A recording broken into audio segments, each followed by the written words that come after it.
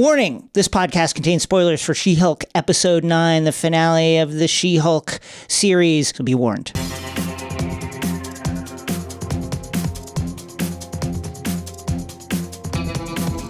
Joining us now in the Hive Mind to discuss Episode 9 of She-Hulk, the fourth wall eviscerating finale, is our good friend Cody Ziglar, one of the writers on She-Hulk, and of course the part of the creative team of Miles Morales Spider-Man. Cody, how are you? Zig, what the hell?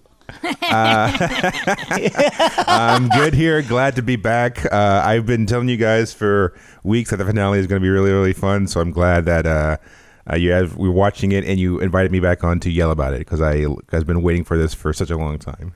I guess let's do a quick recap, just a very, very brief recap before we get into it. So, yes. First of all, unbelievable late 70s, early 80s, Incredible Hulk, Bill Bixby credits scene, like shot for shot remake of the Incredible Hulk TV series credit scene. Jen wakes up in custody. She has to have a plea deal in order to get out of trouble, which means she has to wear an inhibitor. She loses her job. One thing leads to another. She continues to investigate the intelligentsia with Nikki's help, and they discover that the intelligentsia is the group founded by Todd Phelps. They're meeting at Emil Blonsky's retreat, where the Abomination is the key speaker. But then Jen shreds the fourth wall, saying, "What the fuck is going on?" and ends up speaking to Kevin, who is like a Mojo World writer director AI algorithm that stands for knowledge enhanced video interconnectivity nexus, and Jen repitches him on the season finale and fixes it. Cody's show is insane. And also, Cody Ziglar appears on screen when Jen invades the Disney campus through the Disney Plus menu screen.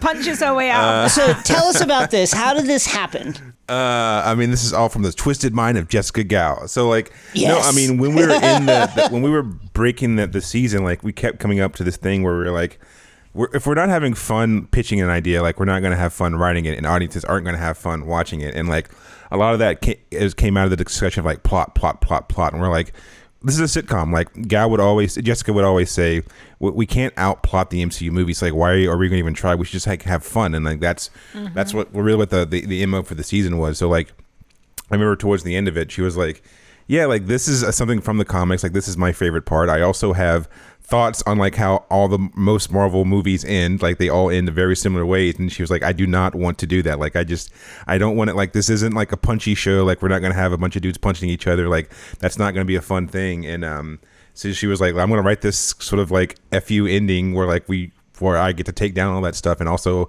give an ending that I think is more appropriate for She-Hulk and like what the show is about, which is like, you know, development. Like, the whole season's about Jen and She-Hulk coming together and getting character development, which is everything that she yells at Kevin about is, I'm sure, is what Jessica yelled at the real Kevin about when she was making the show. Yeah, the thing I love about it is it takes the fourth wall breaking like over the top. Takes it from being what we've seen, you know, Jessica talked a lot about like Fleabag being like an inspiration. Fleabag keeps it in that narrative space. You're essentially a narrator who is breaking the fourth wall, and that's very much what we got from Jen.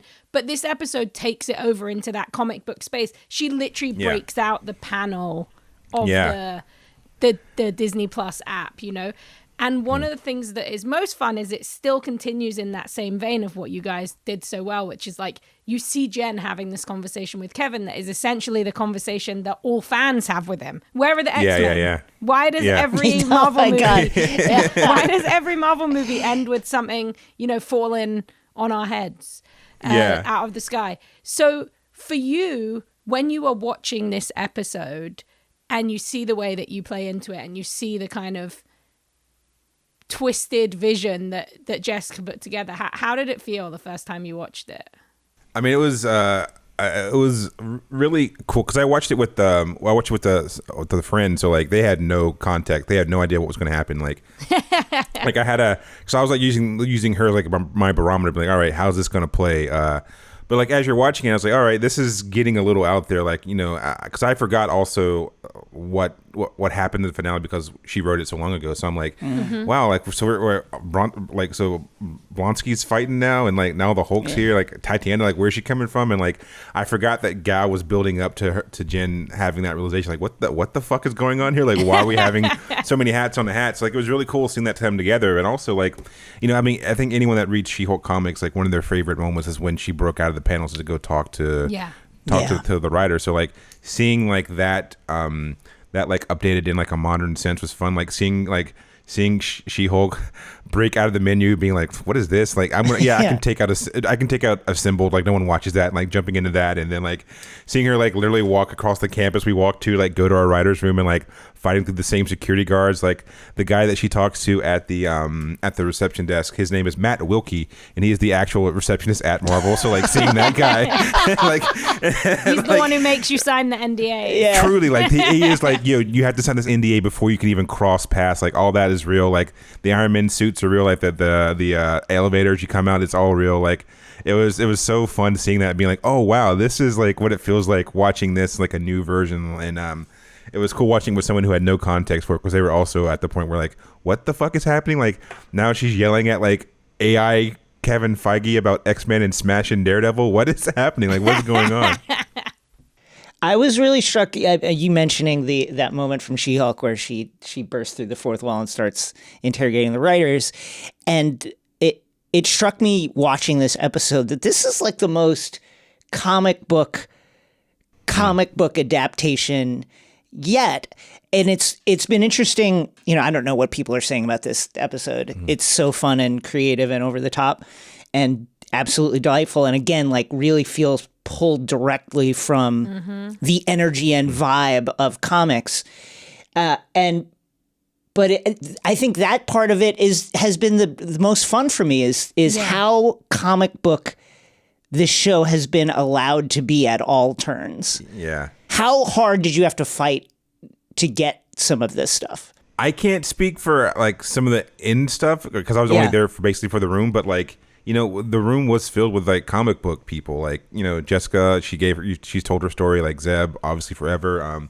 Jackie Gell, she was part of the sister team that wrote episode 3, like, and me, like, we were all huge comic book fans. So like we would always like be pitching comic book ideas, and like, you know, if you're going to watch a show about She-Hulk, like you want to see what She-Hulk does. Like that's her thing. Like she was doing fourth wall breaks before Deadpool was even like even conceived. So like, and like also it's a room full of like comedy writers, and like comedy writers that come from, I think, pretty well written shows. Like you know, I think one of the strongest things about Loki personally was like how out of the box it was, and like how it wasn't afraid to be weird. And like I think, you know, with the pedigree that Jessica has, especially coming from like Rick and Morty, where like a lot of it is like sort of like lampshading those tropes, and also like blowing past them, and like and sort of like doing them so hard that they come back around and they're interesting again. So like I think Marvel was pretty up to it, and like I think from what I remember Jessica saying, like Kevin was really up to it too, because he's a huge fan. Like he loved She-Hulk the comics too, so like he was really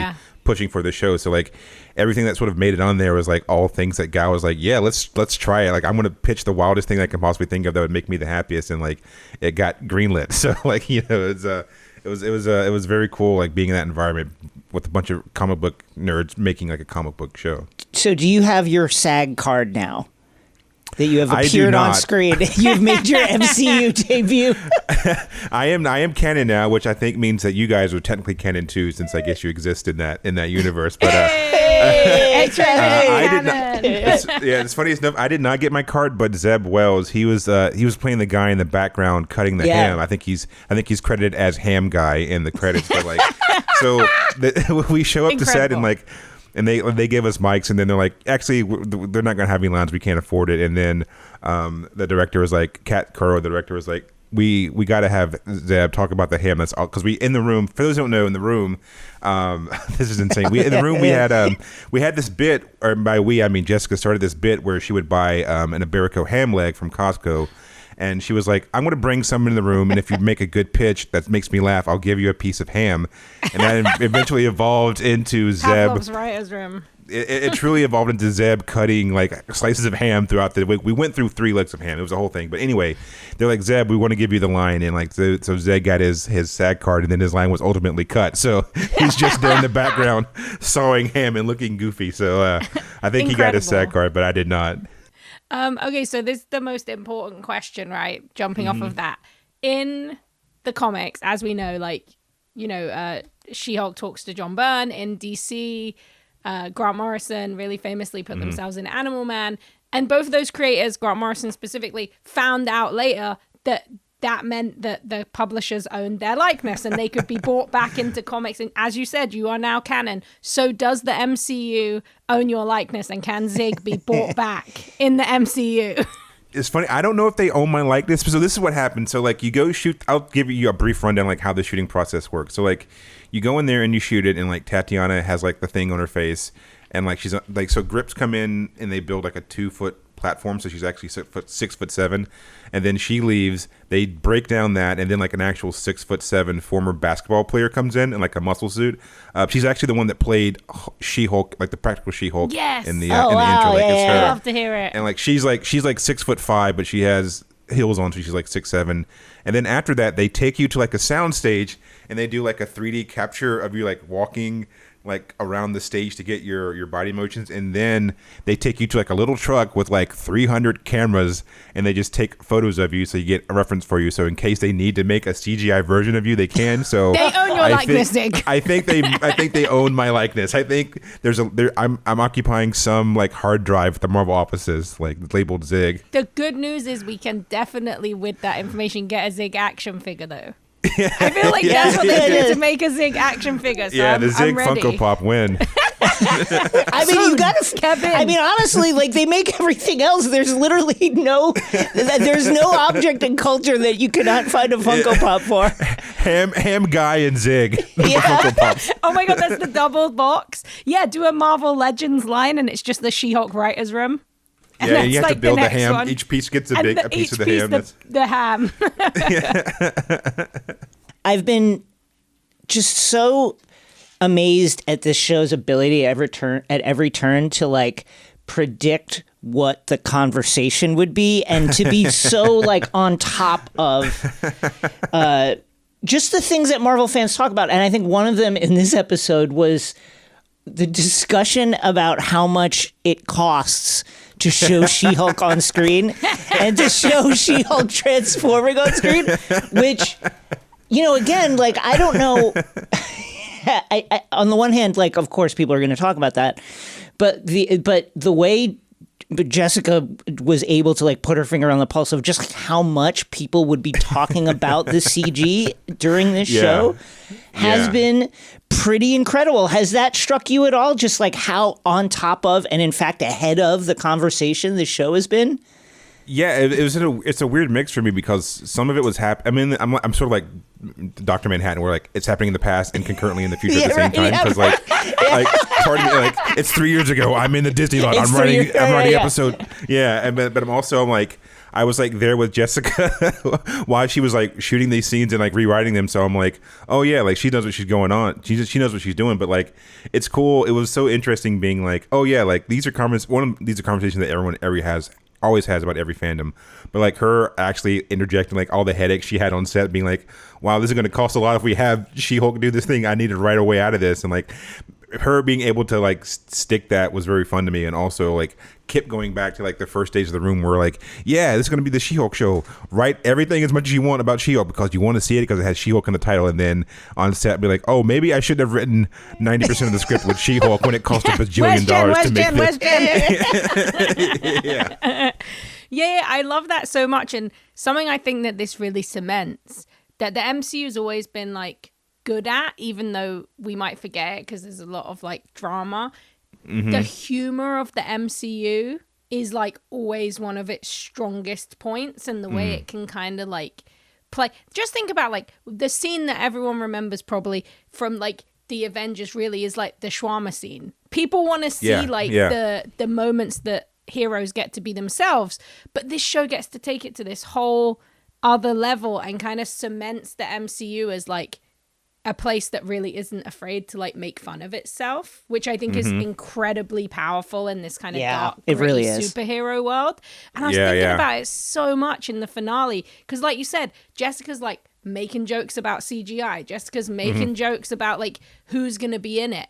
Can you talk a little bit about like, I mean, I think when we interviewed Jessica, she said there was only like one idea, I think, that they said no to. So could you talk a little bit about that experience of kind of being given or feeling like you were given quite a lot of free reign in the ideas that you brought in and the kind of fun you could have at the expense of the MCU?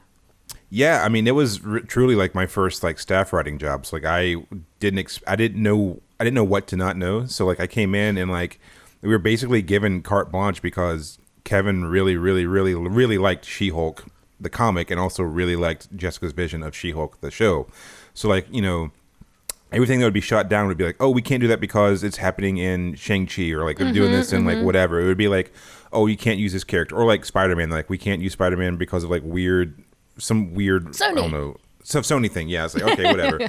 But like, you know, we would pitch stuff like, you know, Zeb. I remember Zeb pitching his episode, being like, yeah, we want to just do a therapy scene where it's just she's talking to like Porcupine and a vampire. I think we had an original different vampire pitch, but like, and he usually pitched it and like it got on the board, and then like they sent the notes off to Kevin, and then like a week later they're like, yeah, you can go do this. So we're like, okay, wow, that's oh yeah, yeah, let's do it. We're gonna have Porcupine talk with Manbull about his feelings, and like it was one of those things where like writing comics now like has the same sort of freedom, like as long as you don't like, you know, mess up something that's going on in like another book or like another event they have planning, like you really get free reign. So like that, it didn't shock me as much when Gal told me that she was gonna have this big finale where like, you know, Jen is fighting through the security guards and like confronting like, you know, Kevin 9000 or whatever. And, like, yeah, you know, so like I was really stoked that they got to do that because like we did have like a lot of freedom, and I think it helped that I think it definitely helps to do that stuff when you have the guy that runs the company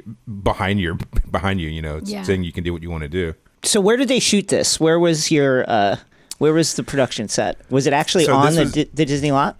So they shot. So the stuff in the fake writers' room was in Atlanta, at the big stage where they shoot like all their Marvel stuff. I think they were shooting like Hawkeye there, and I think Black Adam was shooting there too. So like just like this, truly like I mean, we're in LA, but it's truly the largest studio lot I've ever seen. Like I thought there was like an airplane hangar. It was crazy. It was really rad. But like all the stuff of Jen like walking through like outside Disney, like that's just the H.G. Wells in Burbank. That's it. Like when she talks to the receptionist Matt, like that's the actual reception at the Marvel building. Like the Iron Man suits are there. Like the hallway is fake, obviously, but like it was a fun mix because like, you know, she was walking by and like that little courtyard area. I was like, oh, that's where we used to eat lunch and talk about how what we want to do for like, you know, and Mr. Immortal or whatever. So like seeing all that was fun. And it's actually, this is a really silly Easter egg, but like when she first jumps into like the sound stage and you see like this like guy interviewing another guy, the guy interviewing is like one of our producers, Sean Early, and the person that he's interviewing is like the Marvel like props master, the guy that makes all the like super cool shields and stuff. And, like, that's awesome. The line killed me when he's like, "Tell me about the Infinity Gauntlet," and he's like, "It's fabulous." It was so cool because like that was like we were leaving as they were shooting that, so like you just walk out and there's like Captain America's shield, the Infinity Gauntlet, like the Wakandan spears, like all the cool props that like Thor's hammer, like all the stuff that like I was geeking out about like when it first came out, and like seeing it in person, I was like, oh wow, like I feel like I could actually snap away half the universe if I picked this thing up. It was super cool.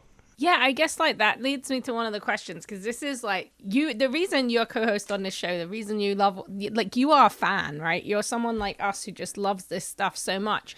So how does it feel in 2022 to not only have made your debut in the MCU physically, to have had your first staff writer gig, which was on an MCU show, debut, but now you are also writing Miles Morales in the comics? Huge. Like, I mean, how you feeling? massive. How you feeling about all that? It's crazy. I feel like I say this every single time you guys ask me, but it truly is surreal. Like it's so wild. Like, because for me, the end game, no pun, was always like, I want to like write for a Marvel movie or TV show. So like getting the first job, I'm like, oh wait, now what do I do? Like now, what do I do now? I can do my other dreams. Like I mean, truly, I have to give a big shout out to Gal for giving me the job, but also to Zeb Wells for getting me into comic books. Like if I hadn't have met him, I would not have gotten into comic books and gotten my dream job, which is writing for Miles Morales. Like, he's the one who got me my first Amazing Spider-Man runs, was him. Like, he's the one that got me my first like 10-page like backup for Miles Morales. So like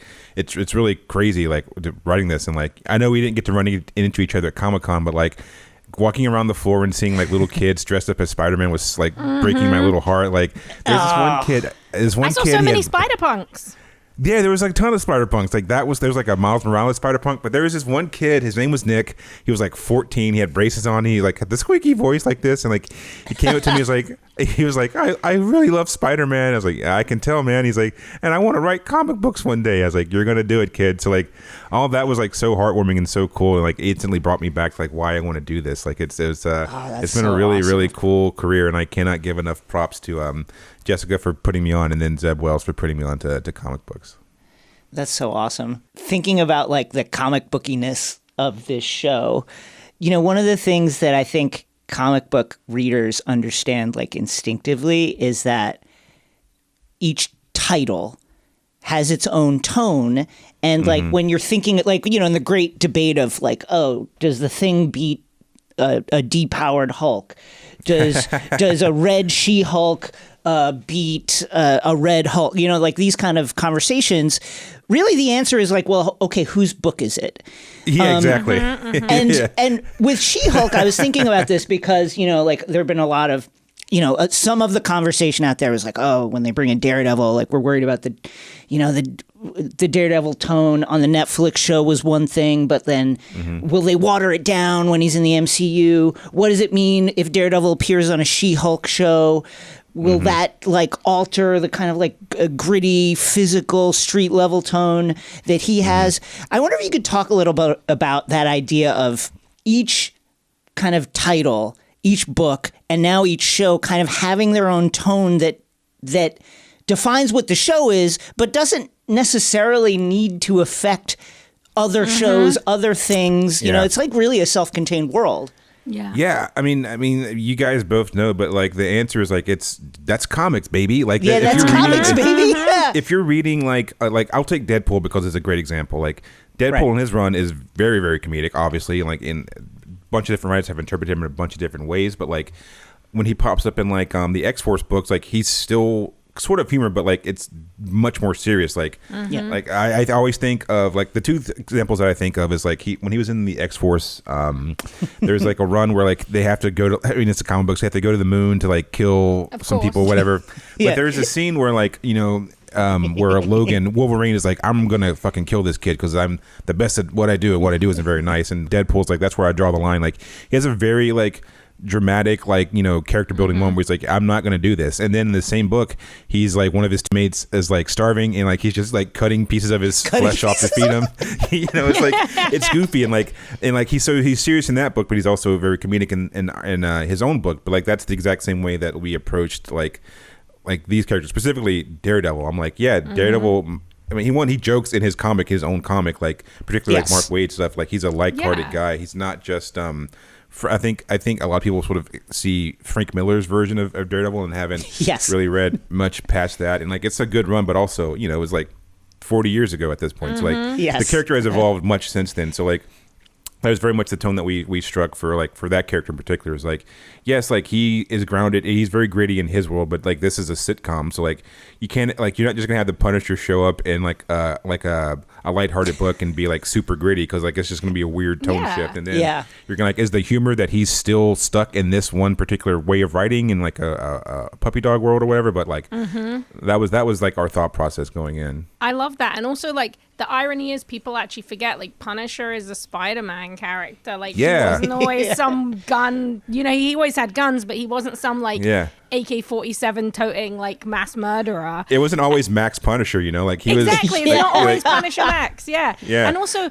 the other thing that I actually saw that I loved, I saw so many, you know what, the Netflix version is so beloved, and that's amazing. I'm so glad it exists. Like, sexy Catholic guilt Matt is great. But I Yeah. saw so many people who were just so stoked to see Happy Matt, which is a comic book trope. Like, people want to see Matt happy. He's happy. Like you said, you know, you get to see these different versions of him. Mark Waid, Charles Soule. Like, there are versions of him where he gets to laugh, where he gets to have a little bit of fun.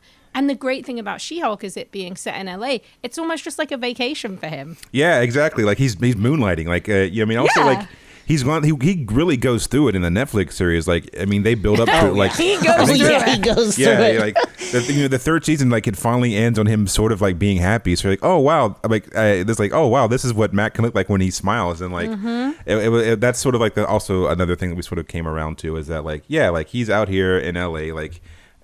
It's sunny, like there's no traffic. When there's traffic, where there's not, people aren't always walking here. Like, you know, like he's letting his hair down for like a little bit, enjoying himself.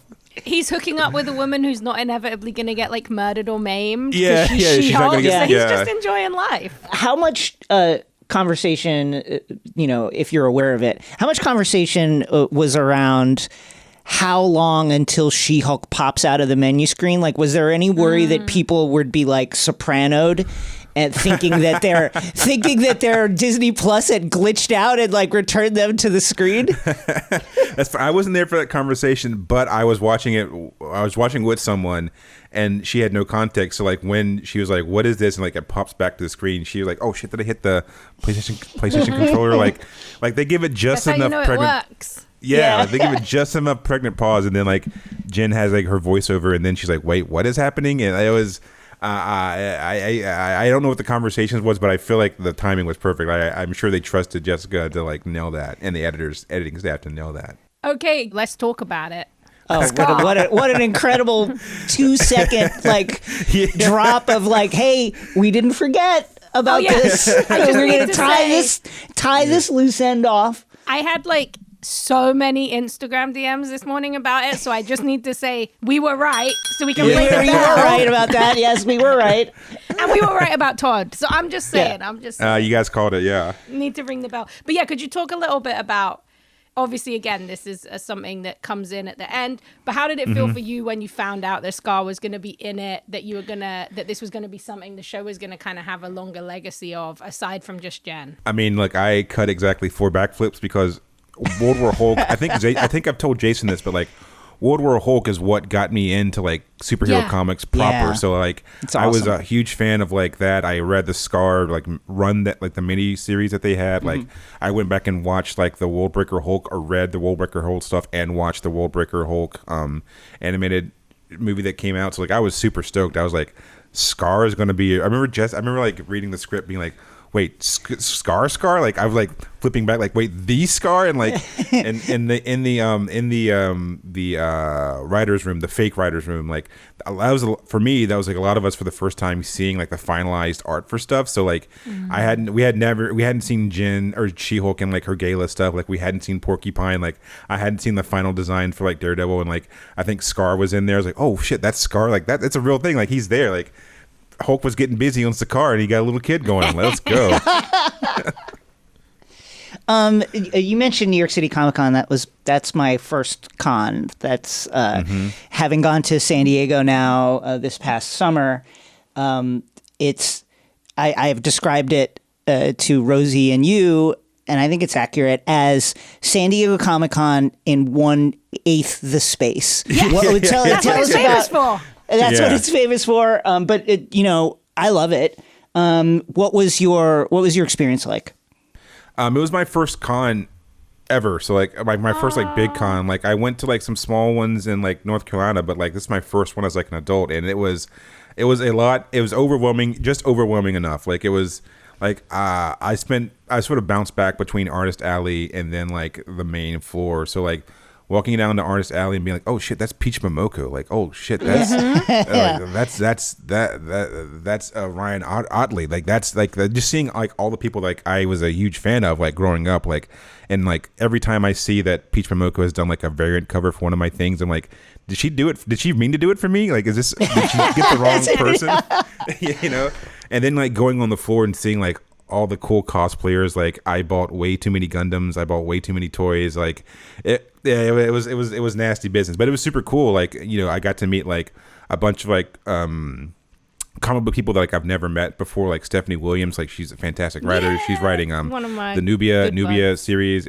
She's great. Like, there's a really great panel for like Marvel Voices where I met a bunch of other fantastic like Black and people of color, person of color writers, and like I think there's going to be some really really cool shit coming out, and like just seeing like the passion that everyone had for like what they were into, whether it was like Naruto or Dragon Ball Z or like, you know, Invincible. Like, just seeing what people's passion and wearing on the sleeve was so cool, and it's so great that there's a place where that exists now, and it's like in the like cultural like currency, like people like go there. Like, I saw like there's this like old lady and she was like old lady. She was like a mom with like her kid, and like there's she was like in like a hijab and stuff, and like her mom was taking pictures with her like next to Thor and like and Black Panther and stuff, and like they're all having such fun. I'm like, I'm glad that it's not just like reduced to like straight white guys anymore. I like that it's crossed the boundary into like being things that everyone can be into. It was really really cool seeing that. Yeah, and something that really blew my mind when I was there is like, the show floor was busy, right? It's New York Comic Con, like we always say. Same amount of people from San Diego, tinier space. But Artist Alley was actually the busiest place the entire weekend. Gnarly. Like, it was like bumping. You had to fight your way through. So I love to see that people like you and Eve Ewing and Stephanie Williams, there were queues. When I went to see Steph and say hi, you know, she had a mad big line. It was very fun to see like that shift in who has the lines, who doesn't necessarily have the lines. And it's a lot of these brilliant people of color, brilliant cartoonists and writers who are changing the game with these characters people love so much. That was really powerful for me to see that. I was really it was great seeing like those people get those love, and like anytime I would see like a Black cosplayer, I was like, this is great. Or like there's this one kid, I think his name was Khalid. He was there every single day, but he always had a new Miles costume. So like one time he was like Miles Wolverine. One time he was like Miles Thor. One time he was like Carnage Miles. I was like, I like this kid. Is like he brought his fits for each day. Each day has a different cosplay fit. Like I loved seeing that stuff. Finally, Matt and Jen, it feels like it needs to keep going. I'm hoping that it keeps going. I'm hoping that is our, you know, we're kind of like low on power couples right now, I think, in the MCU. Yeah. And this feels like the one for Phase 5 and beyond. I would never ask you to reveal anything, but what are your hopes for Matt and Jen? I know nothing about it, but like I love them as a couple. Like they have such good chemistry, and like something about watching Matt and like his little button down at the dinner getting hassled by Jen's parents is like such an endearing thing. And like I could honestly watch if Phase 6 was just feature after feature of them having a rom-com, like I could watch that endlessly. Like, so I hope that there's MCU rom-com. Yes, you know, it'd be cool to see like a special, like just like a day in the life special of them. Like, you know, if we're at the point where we can have like Man Thing and Werewolf by Night have like really interesting, well-made, fun like 60-minute specials. Like I love to see like little like, you know, 500 Days of Summer with well, I guess more positive than that, but like a nice rom-com moment with Jen and Matt just in one of their cities for like the day. It's really exciting to imagine that the shows could be the thing that did that, because I remember for a long time when I worked in the comic book shop, we would always say like, why isn't there just like one shot where it's like Bucky and Steve and they're just like baking cupcakes together, and it's like a beautiful fan art artist, and you kind of get this slice of life moment. Even though we get a lot of rad backups and cool stuff in the comics, that's never really translated. But I love your idea that these kind of special presentations could be the space where you get the slice of life moments, the rom-com, the kind of fan team-ups that you wouldn't usually get to see in the MCU. Exactly, because I really enjoyed like the early days of Marvel when they would do one shots. They would do like actual short films. I was like, first of all, no major studio is doing consecutive short films. Like that's not a thing that actually happens. But like doing those was so fun because you could have like, oh, here's a 10-minute thing where like it's just two people talking about an incident that happened in the Mojave Desert that may be connected to Thor. Who knows? Or it's like, oh yeah, we found a weird alien doodad. Let's just follow that for like 10 minutes. Like I really hope that they bring that stuff back because it's really fun and it's interesting. Well, it's been an incredible run, a wonderful season. Thank you for joining us to talk about it.